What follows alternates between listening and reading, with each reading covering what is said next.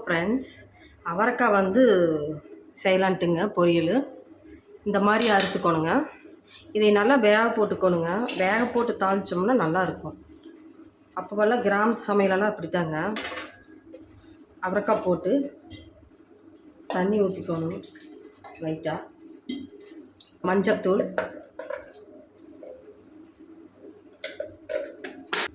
மிளகாத்தூள்,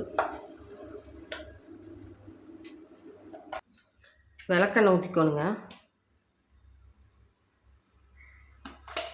உப்பு இதெல்லாம் போட்டு நல்லா வேக வைக்கணும்.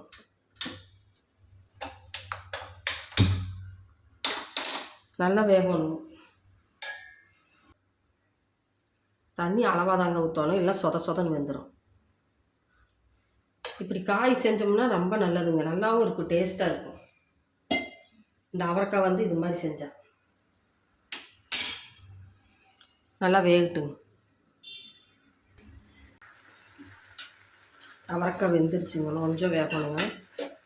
இந்த காய்கள் எந்த காயாக இருந்தாலுமே இப்படி வேக வச்சு தாளித்தோம்னா நல்லா இருக்கும், டேஸ்ட்டு கொடுக்கும். அதுலேயே தாளித்தோம்னா நல்லாவே இருக்க மாட்டேங்குது. இது மாதிரி செஞ்சால் நல்லாயிருக்கும். இந்த பாவக்காய் இதெல்லாம் தான், புடலங்காய் இதெல்லாமே வந்து நம்ம அப்படியே தாளித்து கூட உள்ளாங்க. இந்த அவரைக்காய், பீன்ஸு இதெல்லாமே வந்து இந்த மாதிரி தான் செய்யணும். வேக வச்சு தாளித்தா நல்லாயிருக்கும். வெந்துருச்சுங்க. இது வந்து ஒரு தட்டில் எடுத்து வச்சுட்டு தாளிச்சோம். எண்ணெய் காஞ்சிருச்சுங்க, கடுகு போட்டுக்கலாம். இது என்னங்க 5 நிமிஷத்தில் வெந்து போயிடும்.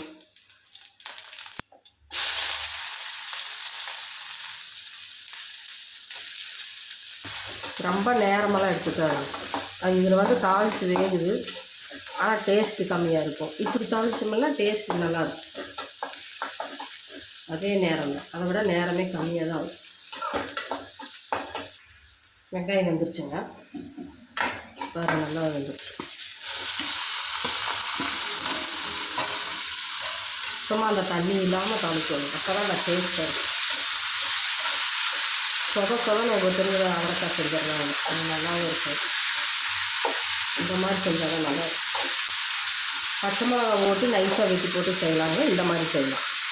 இதோட டேஸ்ட்டு அதோட டேஸ்ட்டு. இந்த மாதிரி தண்ணி சுத்தமாக இருக்கக்கூடாது.